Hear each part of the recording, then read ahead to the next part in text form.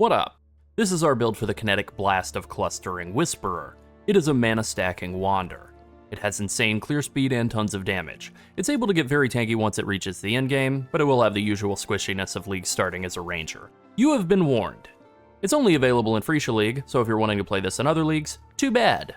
Before we jump into it, help us out with that YouTube busy work. Like, subscribe, and hype the video if you're on mobile. These all tell YouTube to show our content to more people, which helps us keep doing this. Let's talk about Kinetic Blast of Clustering. Like most wand-based attacks, it has the bonus increases and reductions to spell damage also apply to attack damage from the skill at 200% of their value, so it has pretty good damage scaling on it. It also gains flat added physical damage equal to 17% of your maximum mana at level 20. That goes up to 18% if you're able to corrupt it up to level 21. It creates explosions when it hits enemies just like a regular Kinetic Blast, but it has this line: modifiers to number of projectiles instead apply to the number of explosions. The difference with these explosions is that they are about 35% bigger than baseline Kinetic Blast explosions. So you're limited to one projectile and it can't split, but it can fork, and each fork can create their own explosions. It can also explode as a returning projectile, and that applies to all of the forking projectiles as well. So if you use it with Tornado and Spellslinger, you make it so that every attack will fork off of the Tornado, triggering tons of extra damage for the Tornado to splash, but also giving you a bunch of extra projectiles right off the bat. When combined with the Whisperer Ascendancy, we're able to turn this one projectile skill into a wave of projectiles and explosions that cover the entire screen. Now let's talk about the Whisperer Ascendancy. This is a mana stacking ascendancy built around attacking and dealing tons of damage by having lots of mana as the cornerstone of your build. It has Awakened Fork as a built-in bonus for the tree, and it doesn't have any of the downsides that come with running Awakened Fork, like having to actually do in-game content and acquire an Awakened Fork, or having to spend like a lot more mana on using regular fork. It causes all of the projectiles from your attacks to fork by default, but then it lets them fork a second time. So one projectile will fork into two, and then those two projectiles will each fork into two more. So 4 projectiles out of a single attack, with no damage penalty either. You're able to get this to multiply even harder by running Split Shot and the small passive along the way to that, so you get a 75% chance for each of those projectiles to turn into 3. So just to do a little napkin math, that's around 7.5 projectiles every single time you cast Kinetic Blast. But that's not all. Your second Ascendancy will be there as more. This gives you a minimum of 4 Frenzy and Power charges. Frenzy charges are worth 4% more damage and attack and cast speed, so 16% more damage, 16% more attack and cast speed, pretty great. And power charges each give you 50% increased chance to crit. So just right off the bat, 200% increased chance to crit. It's gonna be super easy to get up into the crit capped range on this build because of that bonus, and you're just getting a ton of damage and attack speed along the way as well. This does help with movement as well because you are going to use shield charge to get around a lot, so it's all good. Then from there, you're able to take an Infinite Pursuit, which makes it so that Dexterity becomes your primary stat to stack to get more mana. This works better for this side of the tree. You're able to stack a lot of Dexterity, even in some somewhat humble gear, nothing too fancy here. This is like over 900 Dexterity. We're getting, 8k mana. It's very possible to get well up into the 5-figure mana values, and that's going to have an enormous impact on the amount of damage that you're able to deal. And then finally, you're able to wait a little and get 10 rage after you spend 200 mana, which you can trivially do. Like, that's easy to do. You can spend thousands of mana per second, so it's very easy to spend only 200 in the course of a second. If you're using Indigon, even if you're not, you can still get your mana cost to be pretty high, so it's basically just like free capped rage, which allows you to run Berserking very easily and keep that up for a long period of time, and then when it does finally fall off, you're going to instantly be back at full rage again, 30% more attack damage. GGG dropped the patch notes for the event kind of while we were in the middle of working on this, and they didn't change anything that we're using in the build, but just to point out the one thing that they did change that could maybe affect the build is that We Know All has now been increased to 100% mana cost of skills rather than 50%, and then it adds 6% of max mana as flat added lightning damage rather than only 4. So just to show that off, it's this bonus right here. It's a decent chunk of damage, like it's pretty good. It's still worse than Wait a Little even at this increased value, but it is something you can use prior to getting Indigon. You also have some pretty good small passives. These do get a little underrated in some of these Phrecia Ascendancies. 10% increased attack damage and 6% increased max mana for every single one of these small passives is not bad. So in terms of how we level the build, we just start out with Kinetic Bolt, and we just basically play a Wander from level 2 all the way through the end of the lifespan of the character.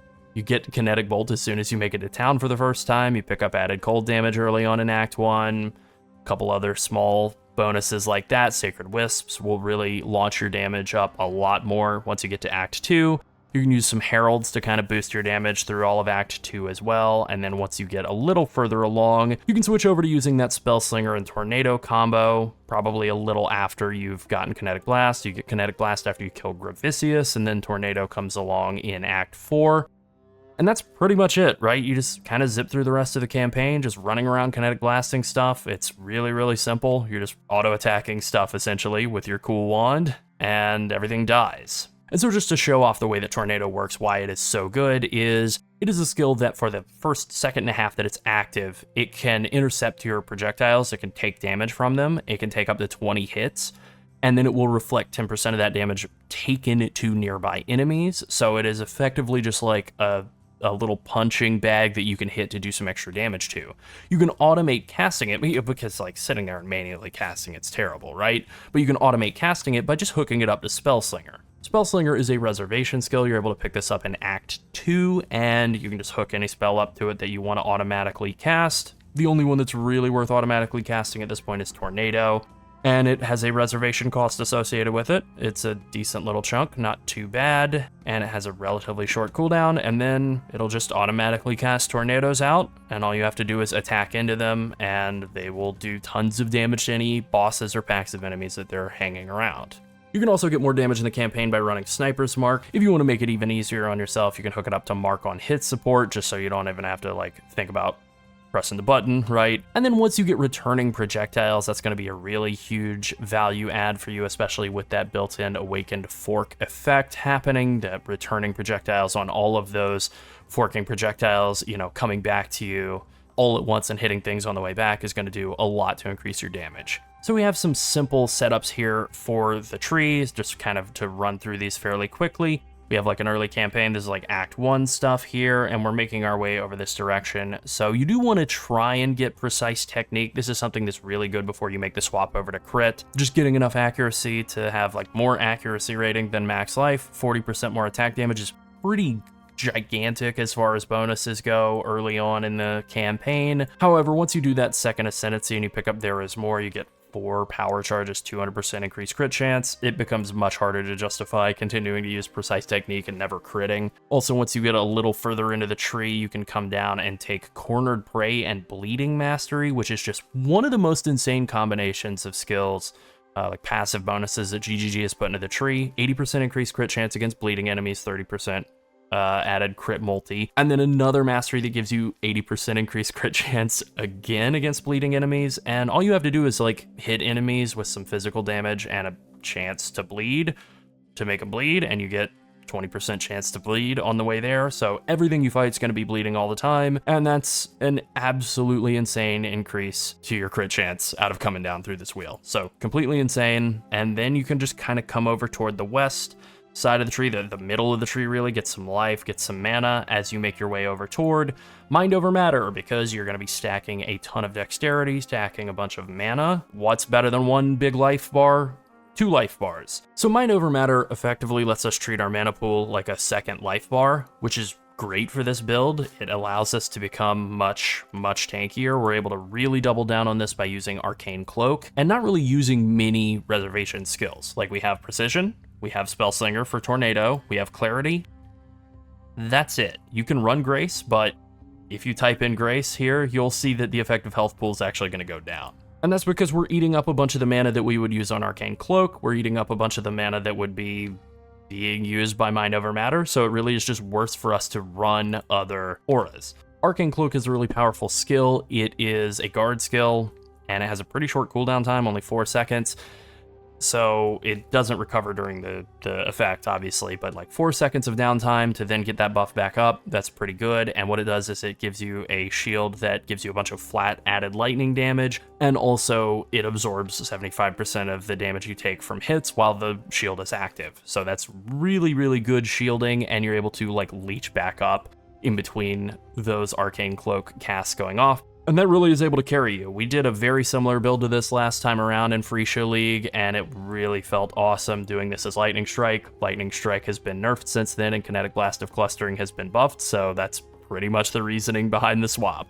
Now, one little thing to talk about with the support gem options is you can run Inspiration. This will make your mana costs a little bit lighter, or it'll help quite a bit actually, but it will have the only downside of just not providing as much damage as Fizz to Lightning support does. You get like a pretty decent chunk of damage increased out of Fizz to Lightning over Inspiration. It's kind of up to you whether you want to play it defensively or offensively. Inspiration seems like the safer choice for sure, but now in a true in-game setup, we're going to be using some really valuable jewels here. We're going to use a Light of Meaning with Chaos Res in this middle section here, and in conjunction with an Unnatural Instinct over here that gives us like all of these mana bonuses and area of effect and like lots of really good stuff. It will fully cap your Chaos Res on its own. You can see here we would lose 135 Chaos Res if we took this Light of Meaning off. You know, you don't have to do that. You can definitely use a different Light of Meaning. There are a lot of other good options as well, but that's like the easiest way to cap your Chaos Res in the game is just overlap a Light of Meaning and an Unnatural Instinct in the middle of the tree. That can be an expensive combo because it is so good, but it is quite good. Other than that, we're also running a Cluster Jewel, and we're using a Forbidden Flame and Flesh for Gathering Winds, just for speed, because that is just a really fun combo from Deadeye, that increased speed, the Tailwind bonus from Deadeye. You don't have to do that. There are definitely a lot of other options as well that can be really good. Endless Munitions from Deadeye to get more projectiles, get more explosions out of your K-Bach. That can be good too. Lots of really good bonuses from all of the Ranger Ascendancies, but this is the most fun one. It's the only one that's going to give you 30% increased move speed. All right, so that's the tree, that's the skills. Now let's talk a little bit about the gear. So the main thing that we want to use in this build, ideally, is Indigon. We're able to get this from Uber Elder. Just regular Uber Elder, it's like the go-to mana stacker helm. It makes it so that you have increased cost of skills for each 200 mana you've spent recently and increased spell damage for each 200 mana you've spent recently. It caps at 2000% increased spell damage. So that's obviously a pretty huge damage increase for any sort of wand build. It's 4000% increased damage. Completely insane, right? And in conjunction with then stacking mana and turning that into flat physical damage with Kinetic Blast of Clustering, it's just an insane scaling machine. Other than that, you pretty much just want like some very basic stuff. Your best possible wand is actually not going to be a flat damage wand, like a wand with really good damage stats on it. It's actually going to be a Crusader Redeemer wand with physical as extra cold and physical as extra lightning, and then just like some attack speed and crit on it. That's actually going to wind up being better than a traditional high damage wand. And then you pretty much just want like a bunch of stats, life, mana, suppress, dexterity. You want dexterity on every piece.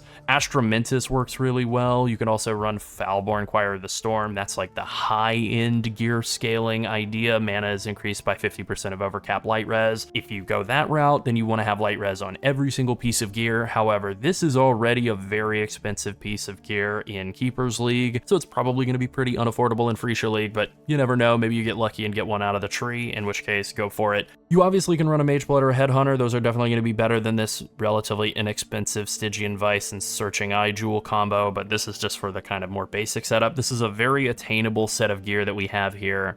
Very achievable. You can definitely do better than this, and whatever, go for it. So if you can't afford an Indigon, there are a couple of other potentially cheaper options. Crown of the Inward Eye is always good. It gives you damage scaling based on your increases to max life, energy shield, and mana. It's obviously a pretty big damage downgrade, but it's still better than just a rare helmet. Fractal Thoughts is also a potential option as well. It can be really good for scaling up your crit multi. And then Mind of the Council is probably the best cheap option. It just gives you flat attack skills, have added lightning damage equal to like 6% of your mana. It's nowhere close to Indigon, but it is definitely much better than any rare helm. As for the Grafts, you really want to run an Esh Graft and a Toll Graft. It doesn't matter that much which of the two you run, but for the sake of it, you can run a Jolting Esh Graft if you want to gamble a little bit. But mainly you're looking for the increased crit chance against shocked enemies. Esh Graft Prefix, that is just a completely insane bonus, 65% increased crit chance. It's so good. And then the Toll Graft 4% increased dexterity bonus is also completely insane considering this is a dexterity stacking character. This is a build that was already really strong in the last Phrecia League. This whole idea of the mana stacking attack base build, Wanders are great with that kind of setup as well, and then being able to get the increased dexterity and the massive crit chance bonus out of these two Grafts is just really good on top of all of that. Alright, that's it. Be sure to like and subscribe if you enjoyed the video. If you want to support us and help us make more PoE content, consider becoming a channel member as well. Thanks for watching. Bye.